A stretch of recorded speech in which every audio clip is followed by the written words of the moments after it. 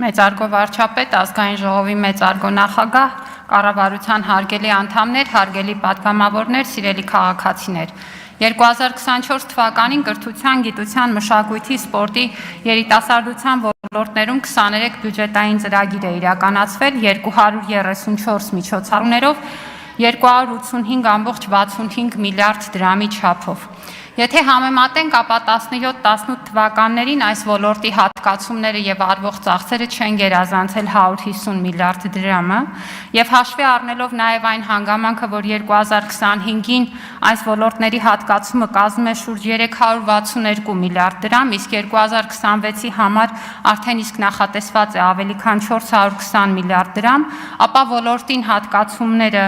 ավելի քան կրկնապատկվել են, իսկ հաջորդ տարվա կանխատեսումով գրեթե եռապատկվել։ Կապիտալ ծախսերի մասով 17 թվականին այս ոլորտներում կազմել են հատկացումները ընդամենը շուրջ 1 միլիարդ դրամ։ 2024 թվականին ոլորտների կապիտալ հատկացումները ավելի քան 107 միլիարդ դրամ են կազմել։ Ինչ վերաբերում է կապիտալ ծախսերի իրականացման տեմպին, պետք է նշեմ, որ եթե 23 թվականին իրականացվել է շուրջ 15,4 միլիարդ դրամի կապիտալ ծախս, ապա 24-ին կարողացել են կատարել դրանից շուրջ 3 անգամ ավել, կապիտալ ծախսերը հասցնելով 45 միլիարդի, ընդ որում այս աշխատանքն անցել է որակի խիստ վերահսկողությամբ եւ ստանդարտների պահպանմամբ եւ խոսքը միայն դպրոցաշինության մասին չէ, հուշարձանների ոլորտում կապիտալ հատկացումները 18-ի համեմատ աճել են ավելի քան 8 անգամ, սպորտի եւ գիտության ոլորտում նախկինում ընդհանրապես կապիտալ ինստիտուցիոնալ հատկացումներ չեն արվել, իսկ հիմա այս ուղղությամբ միլիարդավոր դրամներ են հատկացվում, միայն Երևանի պետական համալսարանում պետության կողմից կապիտալ ներդրումները շուրջ 3 միլիարդ դրամ են, բժշկական համալսարան 1,1 միլիարդ դրամ, այս ցանկը կարելի է շարունակել եւ սա բերել է նաեւ գիտական մրցունակության էական բարձրացմանը։ Այսպիսով այն պարագայում, երբ որ ոլորտում աշխատանքների ծավալը առնվազն կրկնապատկվել է, իսկ որոշ ուղղություններով նույնիսկ եռապատկվել եւ ավելին, նախարարության աշխատակազմը նույն ժամանակահատվածում կրճատվել է 28%-ով։ Սա եւս մի կարևոր ցուցանիշ է, որ խոսում է պետական մարմնի արդյունավետության մասին։ Թվերից բովանդակությանն անցնեմ եւ մեր ոլորտի բյուջեի հիմնական մասը հատկացում է կրթության ոլորտին 65%-ը եւ սկսեմ հենց այս ոլորտից։ Թերևս ամենահաճախ մեզ տրվող հարցը, այստեղ ներկա դպրոցականներն էլ կվկայեն, հետեւյալն է՝ ինչու սովորել։ Եվ այս հարցի պատասխանը նաեւ ամփոփում է կրթության հիմնական գաղափարախոսական ուղերձը, որ հստակ ձևակերպել է մեր կառավարության կողմից։ Լավ սովորեք, որ լավ ապրեք։ Հետևաբար ինչ ենք անում մենք, որ մեր երեխաները լավ սովորեն։ Նախ եւ առաջ կառուցում, վերակառուցում եւ նորոգում ենք դպրոցներ եւ մանկապարտեզներ, հագեցնում դրանք արդիական գույքով եւ սարքավորումներով, այլ խոսքերով ստեղծում ենք որակյալ կրթության ժամանակակից միջավայր, որտեղ լավ սովորելը դառնում է միջավայրին ներդաշնակ իրողություն։ Այս պահին արդեն 21-ից մեկնարկած 300 դպրոցների ծրագրով ավարտվել են եւ իրականացման տարբեր փուլերում են գտնվում 340 հաստատություններ։ Դրանցից շուրջ 200-ը նոր կառուցվող դպրոցներ են, 140-ը վերանորոգվող։ Ընդհանուր առմամբ ծրագրի շահառու է շուրջ 130,000 աշակերտ, կամ մեր դպրոցականների շուրջ 30%-ը։ Ընդ որում, այստեղ ուզում եմ խոսքս հատուկ ընդգծել՝ ի տարբերություն նախորդող շրջանի, երբ որ ըստ էության ցանկացած շենքի վրա կարող էին ամրացնել դպրոց անունը, մեզ համար դպրոցը կոնկրետ միջավայր է, կոնկրետ ենթակառուցվածքներով, ինչը ցույց է տալիս, որ 300 դպրոցների ծրագիրը ոչ միայն դպրոցաշինության ծրագիր է, այլ նաև դպրոցաշինության ստանդարտի հաստատման եւ դրա իրացման ծրագիր է։ Չնայած ծրագիրը մեծածավալ է, սակայն այս ուղղությամբ ջանքերի արդյունավետությունը անգամներով է աճել։ Եթե 24-ի առաջին եռամսյակում կատարողականը 3,1 միլիարդ էր, ապա 25-ի առաջին եռամսյակի կատարողականը դրա նկատմամբ աճել է 239%-ով, դառնալով 10,6 միլիարդ։ Բոլոր նորակառույց եւ նորոգված դպրոցները ապահովում են նոր գույքով, սա էլ է ստանդարտի մաս։ Բացի այդ, բոլոր դպրոցներում կառավարության ծրագրի համաձայն ստեղծվում են բնագիտական եւ տեղեկատվական լաբորատորիաներ։ Արդեն իսկ մեր Դպրոցների շուրջ կեսը ունեն նմանատիպ լաբորատորիաներ, մյուսները մինչև կառավարության ծրագրի ավարտը հագեցված կլինեն անհրաժեշտ ենթակառուցվածքներով։ Նախադպրոցական ծառայության մասով արդեն իսկ աշխատանքները ավարտել ենք 204 մանկապարտեզներում եւ նախակրթարաններում, ընդհանուր առմամբ իրականացման տարբեր փուլերում գտնվող հաստատությունների թիվը 386 է, որոնք սպասարկելու են 37,000 երեխաների։ Այս աշխատանքների շնորհիվ արդեն իսկ ունենք մեծ առաջընթաց, 17-ի համեմատ շուրջ 20%-ով ավելացել է 3-ից 5 տարեկան երեխաների թիվը, որոնք ընդգրկված են նախադպրոցական կրթության մեջ։ Ընդ որում այս պահին արդեն նրանք ավելի քան 2 տարի տևողությամբ կրթություն են ստանում, ի համեմատ նախկինի, երբ մինչև 1 տարի չէր հասնում կրթության տևողությունը, եւ նաեւ հենց այս պատճառով է, որ գլոբալ ինովացիոն ինդեքսում ուսումնառության տարիների թվով 15 հորիզոնականով առաջընթաց են գրանցել։ Էլ ինչ ենք անում, որպեսզի մեր երեխաները լավ սովորեն։ Փոխում ենք կրթության բովանդակությունն ու մեթոդները, որպեսզի այդ միջավայրում սովորելը լինի նաև ավելի հետաքրքիր եւ օգտակար։ Ներդրել ենք երկարօրյա ծառայություն այն սովորողների համար, որոնք հավելյալ աջակցության կարիք ունեն նյութը յուրացնելու եւ առաջ գնալու։ 13494 երեխա այս ուսումնական տարում պետության կողմից ֆինանսավորվել է կրթական հավելյալ ծառայություն ստանալու համար։ Սա նոր չափորոշիչն է։ Սրանով մենք պատասխանատվություն ենք վերցրել այն իրավիճակի համար, որ երեխաները լավ սովորեն, ի տարբերություն նախկին համակարգի, որը ցածր առաջադիմությամբ երեխաներին ուղղակի թողնում էր նույն դասարանում պիտակավորելով եւ խորացնելով խնդիրները։ Ներդրել ենք ուսուցման նոր մեթոդներ, ինչպես նախագծային ուսուցումը, որը ամեն աշակերտի հնարավորություն է տալիս ինքնուրույն աշխատանքի, հետազոտական հմտությունների զարգացման, եւ այսօր մի իրավիճակ ունենք, երբ որ ուսուցիչները, ծնողները, սովորողները խոսում են երեխաների մոտիվացիայի աճի մասին։ Նախագծային ուսուցման ժամերը ֆինանսավորվում են պետական բյուջեով, սա նույնպես նոր չափորոշիչն է։ Դասարանային կրթությունը լրացրել ենք խմբակներով, որպեսզի մեր երեխաները կարողանան բազմազան կրթություն ստանալ եւ զարգացնել իրենց նախասիրությունները։ Այսօր մեր դպրոցներում ավելի քան 15000 խմբակ է գործում, ուր հաճախում են ավելի քան 167,000 երեխաներ։ Շատերի համար, հատկապես գյուղական բնակավայրերում, սա դասարանից դուրս իրենց նախասիրությունները զարգացնելու, արվեստի եւ սպորտի ուղղությամբ կրթություն ստանալու միակ հնարավորությունն է։ Խմբակները ֆինանսավորվում են պետության կողմից, սա նույնպես նոր չափորոշիչն է։ Վերացրել են գյուղ-քաղաք խտրականությունը, որը գործում էր ավագ դասարաններում եւ հիմա մեր բոլոր դպրոցներում ավագ դասարաններում սովորողները ունեն նույն հնարավորությունը ընտրել իրենց նախընտրած առարկաները, ուսումնասիրել դրանք ավելի մեծ ժամանականակով, խուսափել կրկնուսույցներից, անհատականացված դասացուցակ ունենալ։ Սա ֆինանսավորվում է պետության կողմից, սա է նոր չափորոշիչը։ Հանրակրթության նոր չափորոշիչի ներդրման շրջանակում ամբողջությամբ փոխել ենք դասագրքաստեղծ գործընթացը, ձևավորելով մրցակցային դաշտ։ Միջին արժեքը 26%-ով նվազել է, բայց նաև մենք կարող ենք տեսնել, որ մրցակցային դաշտում ունենք լավ դասագրքեր, նոր հեղինակային խմբեր եւ տարեց տարի դասագրքերի որակը բարելավում է։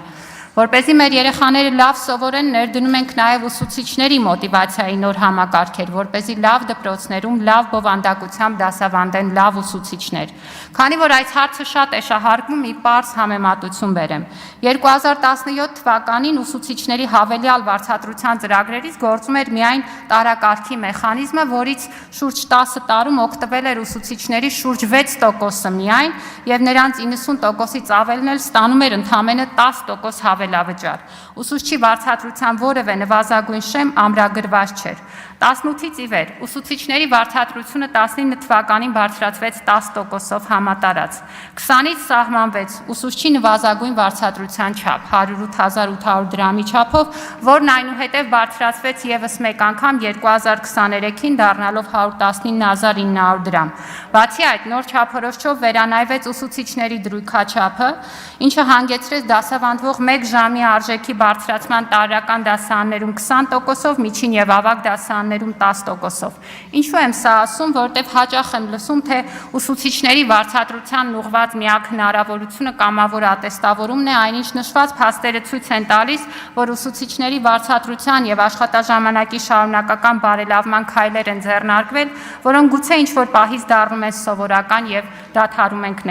նկատել։ Այս բոլոր փոփոխությունները ուսուցիչների, նոր չափորոշիչների, նաև կոնկրետ թվային արտահայտություն ունեն։ Եթե 2019-ին հանրակրթության ֆինանսավորումը 85.26 միլիարդ դրամ էր, 24-ին այն կազմել է 118.84 միլիարդ դրամ, կամ 33.58 միլիարդ դրամով ավելի կամ ավելի քան 39%-ով ավել։ Իհարկե ունեցել ենք նաև սովորողների թվի աճ, բայց ֆինանսավորման աճը գերազանցել է սովորողների թվի աճը։ Սակայն բացի սրանից ներդրվել են հավելավճարի նոր ծրագրեր։ Միայն նախորդ տարի հավելավճարների ծրագրերին պետությունն ուղղել է 10 միլիարդ դրամ։ Դրանք կամավոր ատեստավորումն է, որի շահառու են արդեն մեր ուսուցիչների շուրջ 20%-ը, ավելի քան 6300 ուսուցիչներ։ Բնագիտական առարկաների ուսուցիչներն են, ավելի քան 8200 ուսուցիչ 25% հավելավճար է ստանում։ Յուղական միջև 100 սովորող ունեցող դպրոցներն են, ավելի քան 3100 ուսուցիչ միջև 50% հավելավճար է ստանում։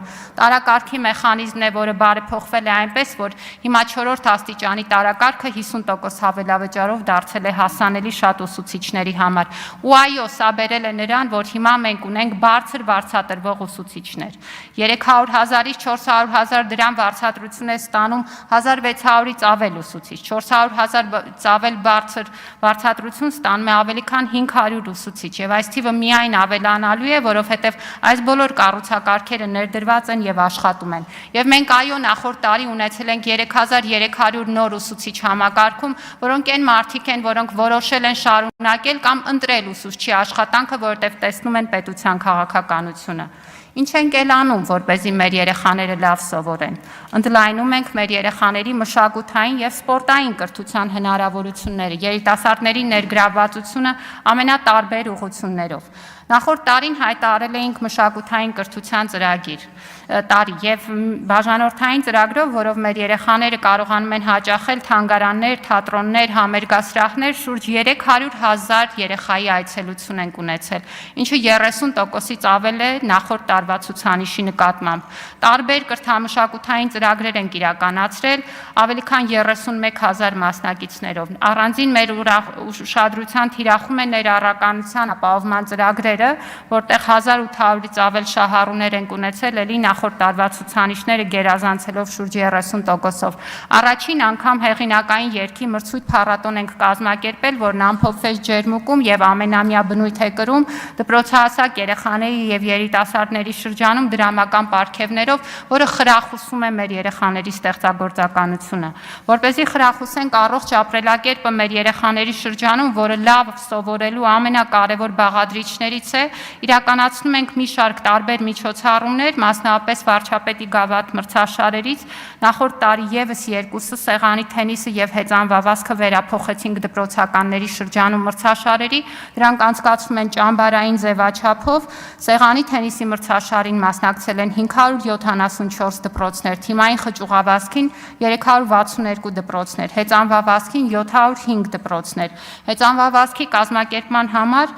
ձեռք ենք բերել եւ բոլոր դպրոցներին տրամադրել ենք շուրջ 6500 հեծանիվներ։ Այս տարի մեկնարկել ենք դպրոցականների բասկետբոլի լիգան, որի եզրափակիչը սկսվեց հենց այսօր։ Իդեպ բոլորին հրավիրում եմ մի կամարզահամալիր, մեր երեխաները իրոք անզիջում պայքարի մեջ են, կամփոփենք լիգան կիրակի օրը եւ հուսով եմ նաեւ ձեզ տեսնել տրիբունաներում։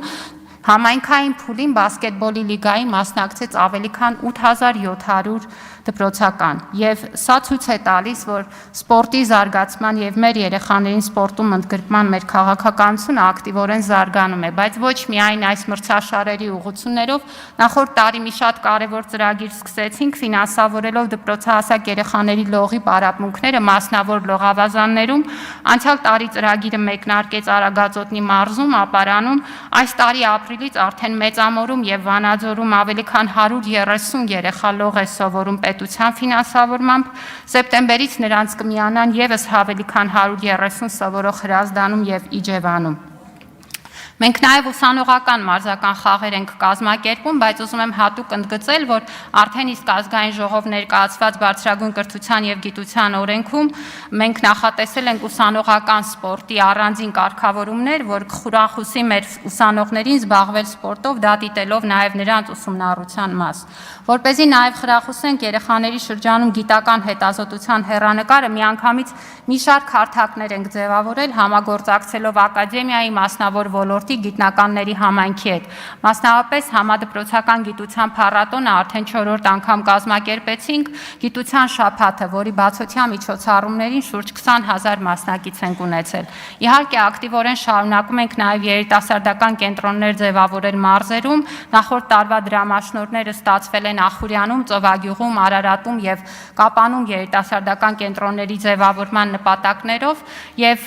արդեն իսկ ունեին գործող 5 կենտրոններ, որտեղ ավելի քան 8700 երիտասարդ է այցելել ֆինանսական գրագիտության, մեդիա գրագիտության, ինտելեկտուալ ժամանցի շփման եւ այլ կարեւոր նպատակներով։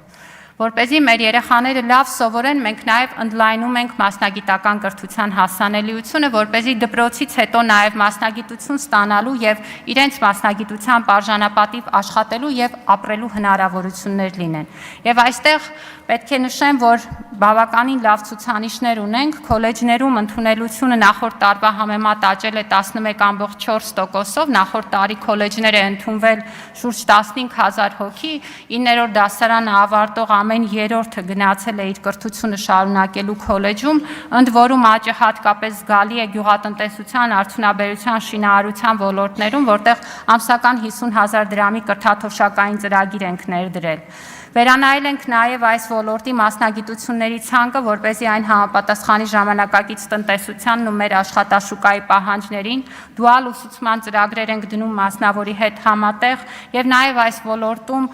կազմակերպել ենք նախորդ տարի առաջին անգամ դասախոսների եւ վարպետների ատեստավորման գործընթացը ոսկերչության, գյուղատնտեսության, տեղեկատվական տեխնոլոգիաների եւ խոհարարության ուղղություններով մասնակիցների շուրջ 89%-ը հաջողությամբ հաղթահարել է գործընթացը եւ առնվազն կրկնապատկել կամ եռապատկել է իր վարձատրությունը։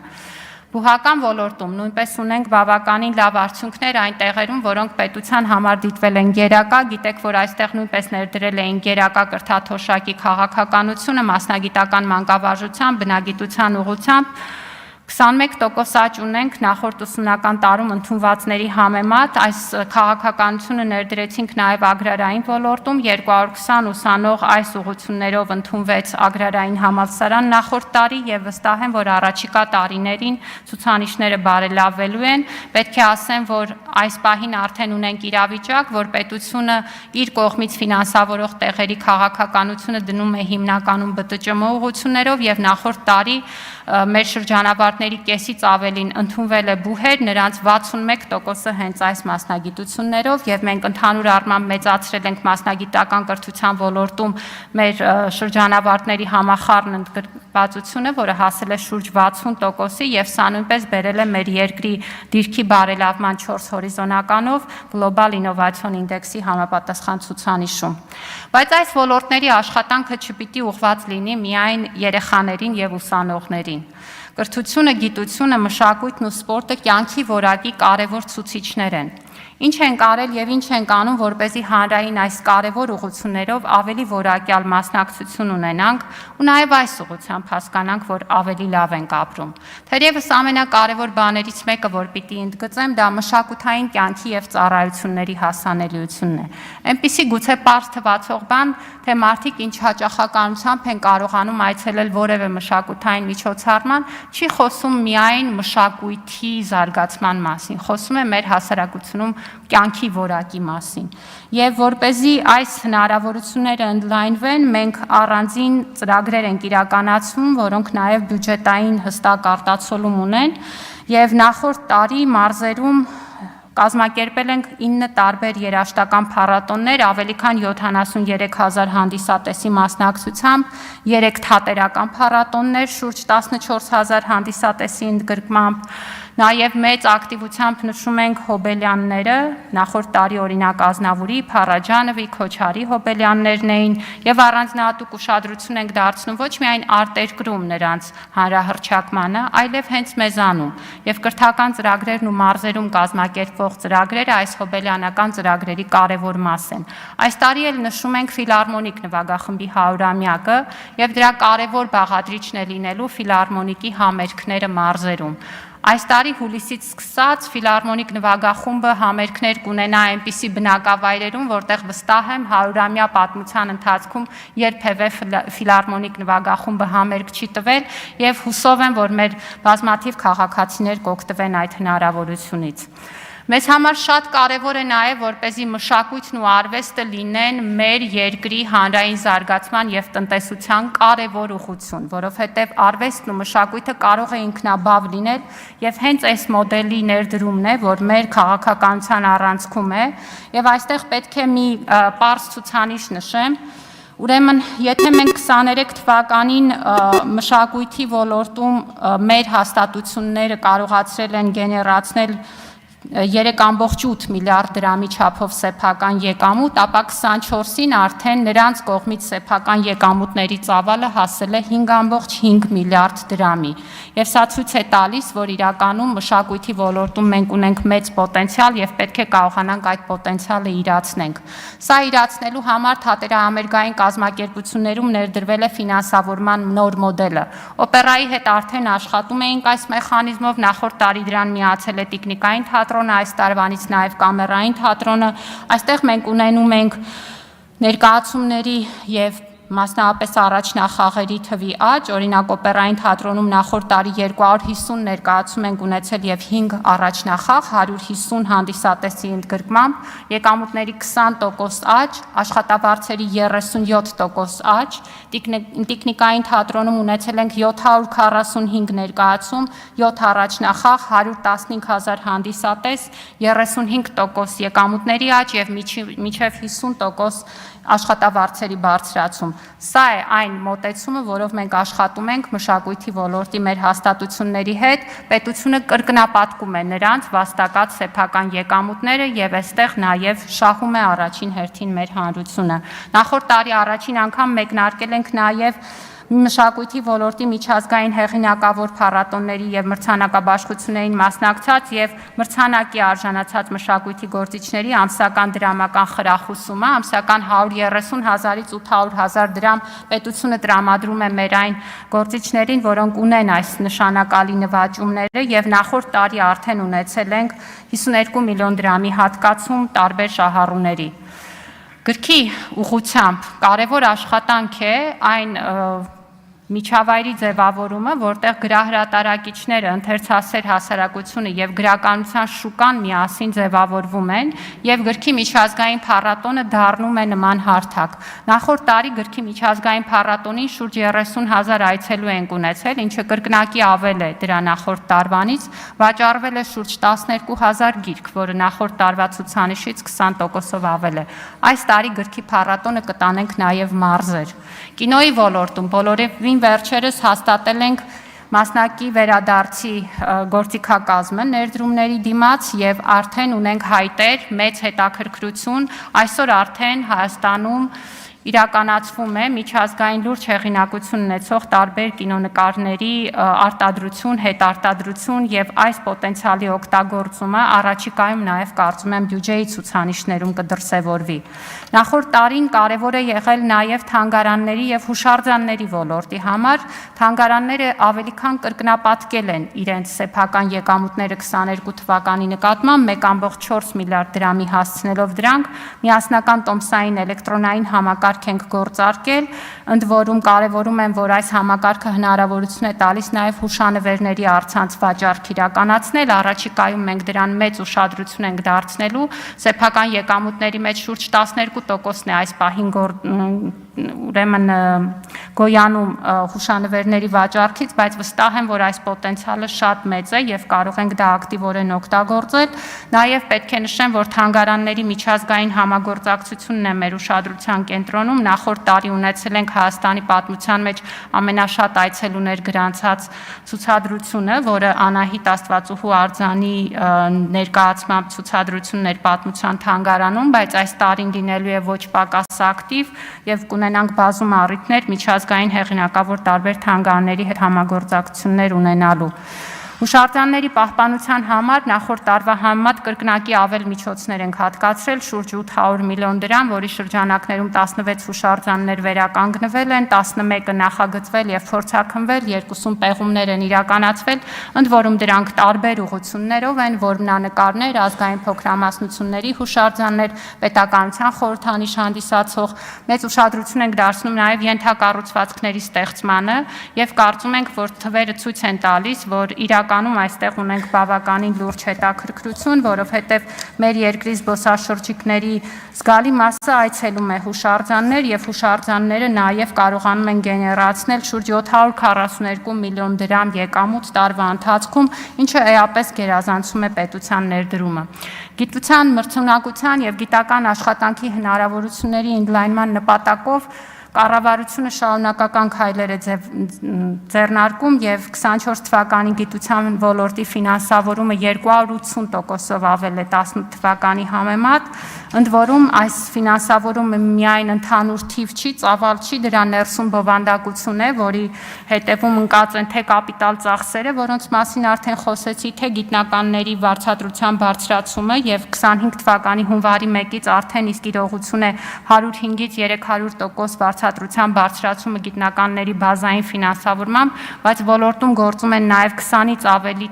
տարբեր դրամաշնորհային ծրագրեր երիտասարդների, կանանց, արտերկրի հեղինակավոր գիտնականների ներգրավմանը ուղղված եւ սրանք բոլորը ունեն նաեւ շատ լուրջ մասնակցություն եւ մրցակցություն, որից առաջին հերթին շահում է գիտական հետազոտության որակը, որն իրականացվում է մեր երկրում։ Բայց ոչ միայն, նախորդ տարի 2 նոր ծրագիր ենք իրականացրել, որից մեկը ուղղված էր, որ միջազգային առաջատար ամսագրերում աջակցենք մեր գիտնականներին հրապարակումների ուղղությամբ եւ նաեւ առանձին քաղաքականություն ենք վարում, որպեսզի մեր գիտական ամսագրերը միջազգայնացվեն եւ ուրախ եմ, որ արդեն իսկ Երևանի պետական համալսարանի ամսագրերից մեկը Scopus գիտատեղեկատվական շտեմարանում է, բառացիորեն օրեր առաջ նույն շտեմարանում ընդգրկվեց նաեւ Ցեղասպանության թանգարան ինստիտուտի ամսագիրը, այս ճանապարհով գնում է նաեւ Մատենադարանը եւ վստահ եմ, որ սա մեզ թույլ է տալու, որ միջազգայնորեն մրցունակ հայագիտական եւ հումանիտար հետազոտություն ունենանք։ Նախորդ տարի նաև առաջին անգամ պետական պատվերով գիտական հետազոտության մեխանիզմ ենք գործարկել եւ 60 տարբեր թեմաներ ենք առանձնացրել մեր գերատեսչությունների տիրույթում գտնվող եւ այս տարի արդեն այդ ուղղությամբ կիրառական աշխատանք ենք տանում։ Եվ սա բերել է նրան, որ մեր գիտական մրցունակությունը էապես աճել է եւ օրինակ Հորիզոն Եվրոպա ծրագրի շրջանակներում նախորդ տարի մեր գիտնականները կարողացել են ռեկորդային թվով բյուջե ներգրավել 7.6 միլիոն եվրո, որը նախորդ տարվա բյուջեն գերազանցում է 2.4 անգամ։ Սա հենց նրա շնորհիվ է, որ այսօր գիտությունը Հայաստանում միջազգային մակարդակի իրացման հնարավորություն է ստացել։ Մեր քաղաքացիների հանրային կյանքի կարևոր ուղղություն է նաև առողջ ապրելակերպի եւ սպորտով զբաղվելու հնարավորությունների ընդլայնումը։ Մենք շարունակական քաղաքականություն ենք տանում այս ուղղությամբ, իհարկե պրոֆեսիոնալ սպորտը մեր առաջնահերթությունն է, նախորդ տարվա 384 մեդալներում ուրախ եմ, որ կանանց եւ հաշմանդամություն ունեցող մարզիկների մասնակցությունն էլ զգալի է եղել։ Մենք վարում ենք շարունակաբար մեր երկրում տարբեր խոշոր միջազգային մրցաշարեր կազմակերպելու քաղաքականություն, օրինակ նախորդ տարի UEFA-ի ֆուտզալի չեմպիոնների լիգայի եզրափակիչը կազմակերպեցինք, որին ավելի քան 10,000 հանդիսատես ունեինք։ Նաև բասկետբոլի աշխարհի առաջնության ընտրական փուլի Հայաստան-Ավստրիա խաղը կարողացանք հյուրընկալել ավելի քան 4,000 հանդիսատեսով, ընդ որում կարևոր է, որ այստեղ հանդիսատեսը նաև տոմս է գնում մասնակցելու եւ տեսնելու այս խաղերը, եւ այս տարի մեր բասկետբոլի հավաքականը հաջողություններ ունի, այնպես որ նոյեմբերին նույնպես կդիտենք նրանց մրցելույթները։ Շարունակել ենք ոլորտում դրամական խրախուսումների ծրագրերը,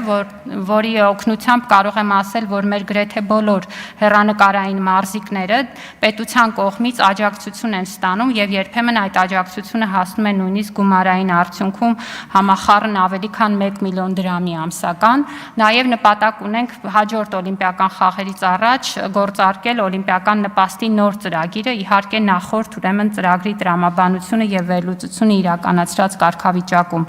Մենք շարունակական քաղաքականություն ենք տանում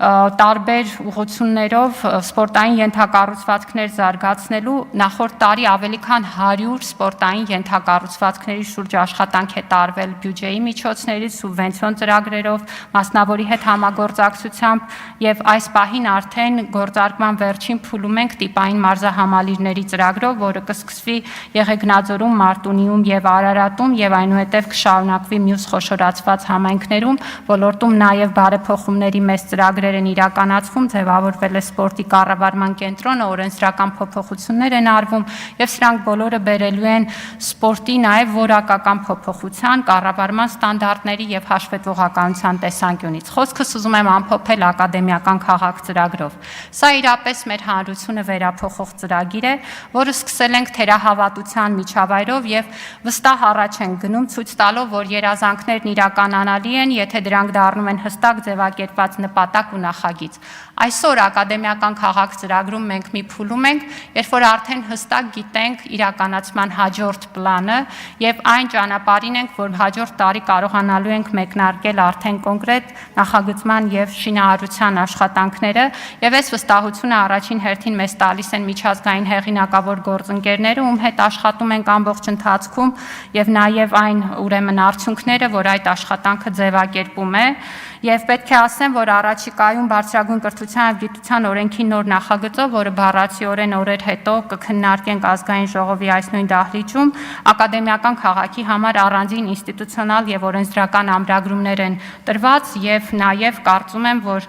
այս քննարկումները ցույց կտան, որ այս ուղղությամբ աշխատանքը լավ տեմպով գնում է։ Սիրելի քաղաքացիներ, կրթությունը, գիտությունը, մշակույթը, սպորտը, երիտասարդությունը ոչ միայն պետական քաղաքականության կարևորագույն ուղղություններ են, այլև մեր հանրային կյանքի կազմակերպման եւ զարգացման շարժիչ ուժեր։ Սրանք ոլորտներ են, որտեղ ֆինանսական միջոցները ներդրում են ոչ թե ծախս, եթե արված են ճիշտ նպատակով, անհրաժեշտ թափանցիկությամբ եւ տրամաբանությամբ։ Ինչքան ջանք դնենք, բազմապատիկ ավել հետ ենք ստանալու մեր զարգացման նոր հնարավորություններով եւ նորարարությամբ։ Շնորհակալություն։